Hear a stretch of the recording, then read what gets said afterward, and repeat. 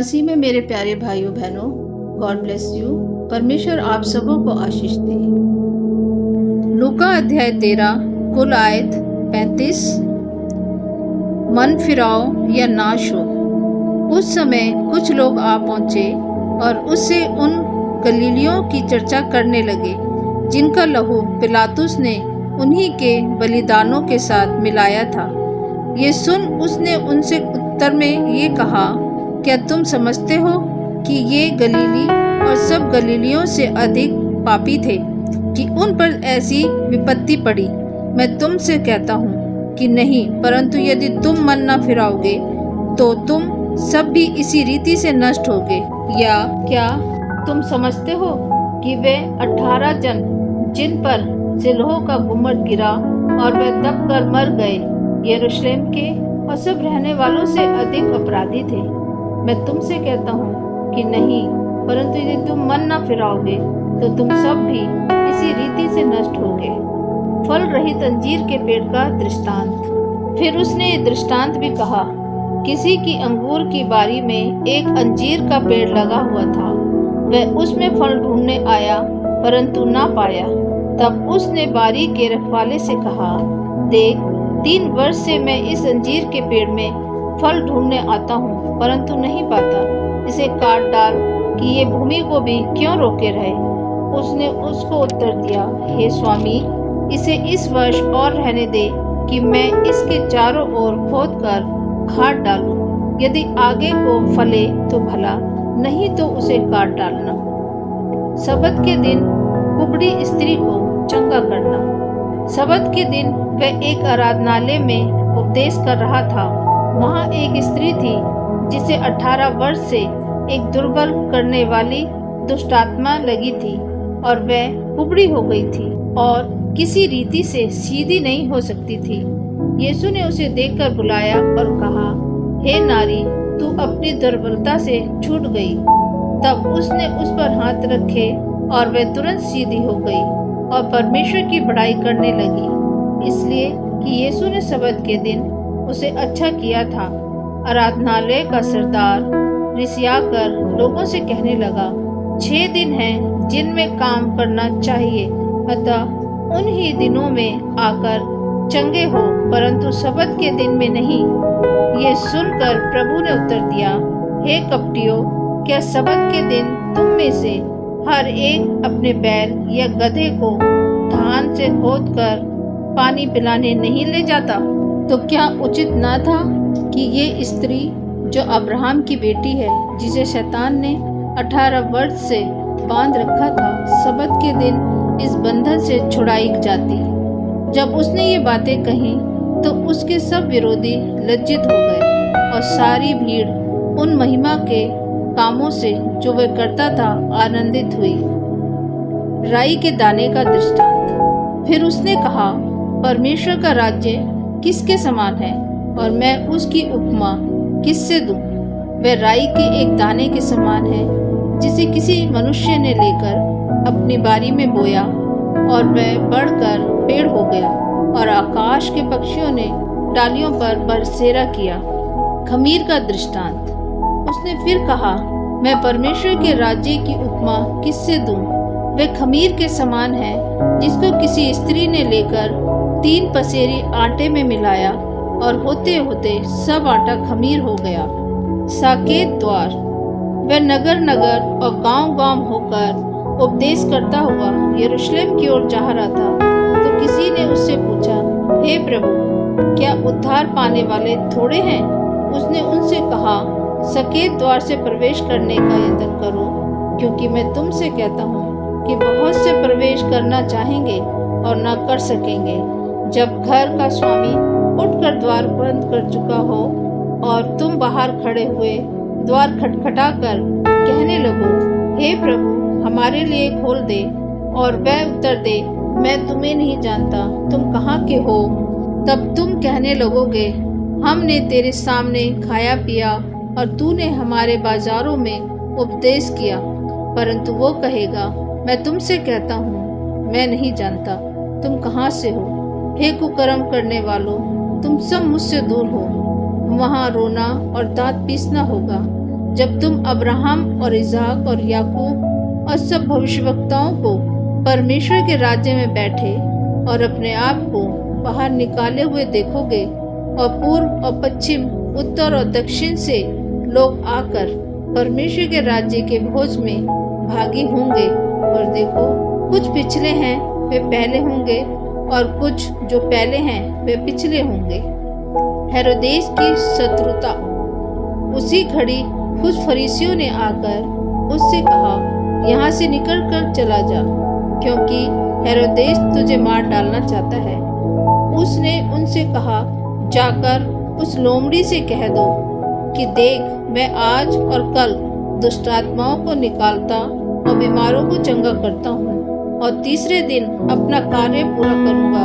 तो भी मुझे आज और कल और परसों चलना अवश्य है, क्योंकि हो नहीं सकता कि कोई भविष्यवक्ता यरूशलेम के बाहर मारा जाए।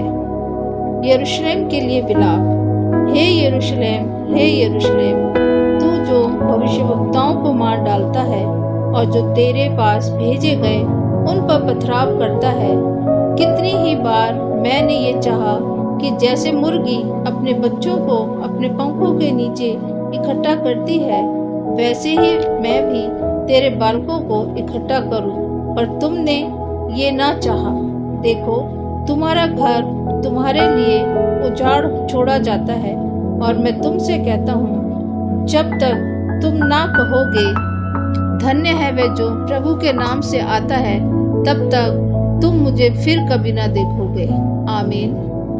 लूका अध्याय 14 कुल आयत 35। फरीसी के घर में यीशु।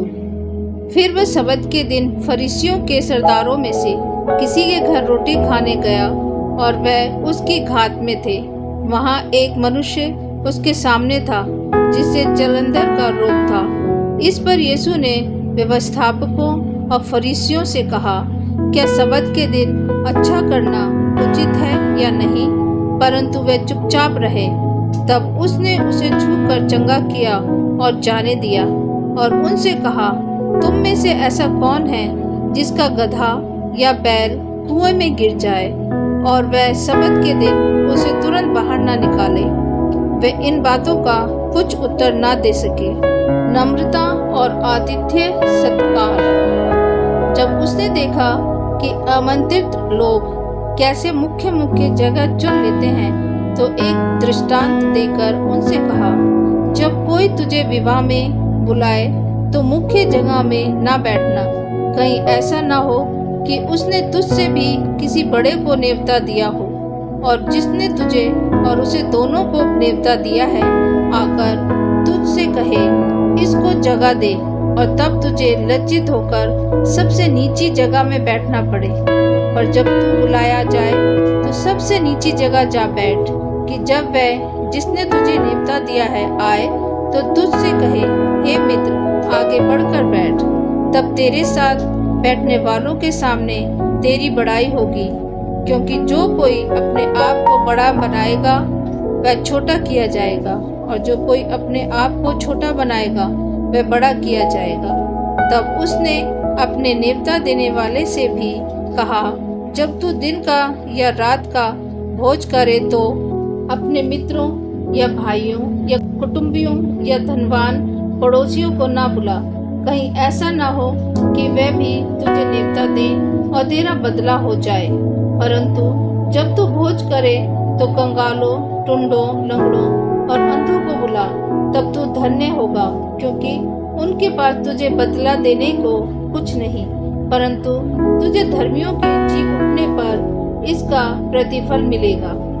बड़े भोज का दृष्टांत। उसके साथ भोजन करने वालों में से एक ने ये बातें सुनकर उससे कहा, धन्य है वह जो परमेश्वर के राज्य में रोटी खाएगा। उसने उससे कहा, किसी मनुष्य ने बड़ा भोज दिया और बहुतों को बुलाया। जब भोजन तैयार हो गया तो उसने अपने दास के साथ आमंत्रित लोगों को कहला भेजा, आओ, अब भोजन तैयार है। पर वे सब के सब क्षमा मांगने लगे। पहले ने उससे कहा, मैंने खेत मोल लिया है और अवश्य है कि उसे देखूं। मैं तुझसे विनती करता हूँ, मुझे क्षमा कर दे। दूसरे ने कहा, मैंने 5 जोड़े बैल मोल लिए हैं और उन्हें परखने जाता हूँ। मैं तुझसे विनती करता हूँ, मुझे क्षमा कर दे। एक और ने कहा, मैंने विवाह किया है, इसलिए मैं नहीं आ सकता। उस दास ने आकर अपने स्वामी को ये बातें कह सुनाई। तब घर के स्वामी ने क्रोध में आकर अपने दास से कहा, नगर के बाजारों और गलियों में तुरंत जाकर कंगालों, टुंडों, लंगड़ों और अंधों को यहाँ ले आओ। दास ने फिर कहा, हे स्वामी, जैसा तूने कहा था वैसे ही किया गया है और फिर भी जगह है। स्वामी ने दास से कहा, सड़कों पर और पहाड़ों की ओर जा और लोगों को विवश करके ले आ, ताकि मेरा घर भर जाए, क्योंकि मैं तुमसे कहता हूँ, उन आमंत्रित लोगों में से कोई मेरे भोज को ना चखेगा। चेला बनने का मूल्य। जब बड़ी भीड़ उसके साथ जा रही थी तो उसने पीछे मुड़कर उनसे कहा, यदि कोई मेरे पास आए और अपने पिता और माता और पत्नी और बच्चों और भाइयों और बहनों को वरन अपने प्राण को भी अप्रिय जाने, तो वह मेरा चेला नहीं हो सकता। और जो कोई अपना क्रूस न उठाए और मेरे पीछे न आए, वह भी मेरा चेला नहीं हो सकता। तुम में से कौन है जो गढ़ बनाना चाहता हो और पहले बैठकर खर्च न जोड़े कि पूरा करने की सामर्थ्य मेरे पास है कि नहीं? कहीं ऐसा न हो कि जब वो नींव डालने पर तैयार न कर सके तो सब देखने वाले ये कह कहकर उसे ठट्टों में उड़ाने लगे, ये मनुष्य बनाने तो लगा पर तैयार न कर सका। या कौन ऐसा राजा है जो दूसरे राजा से युद्ध करने जाता हो और पहले बैठकर विचार न कर ले कि जो 20,000 लेकर मुझ पर चढ़ा आता है, क्या मैं 10,000 लेकर उसका सामना कर सकता हूँ या नहीं? नहीं तो उसके दूर रहते ही वे दूतों को भेजकर मिलाप करना चाहेगा। इसी रीति से तुम में से जो कोई अपना सब कुछ त्याग न दे, वह मेरा चेला नहीं हो सकता। स्वादहीन नमक।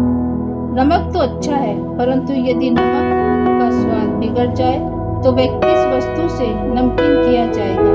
वह ना तो भूमि के और ना खाद के लिए काम में आता है, उसे तो लोग बाहर फेंक देते हैं। जिसके सुनने के कान हो वो सुन ले। आमीन।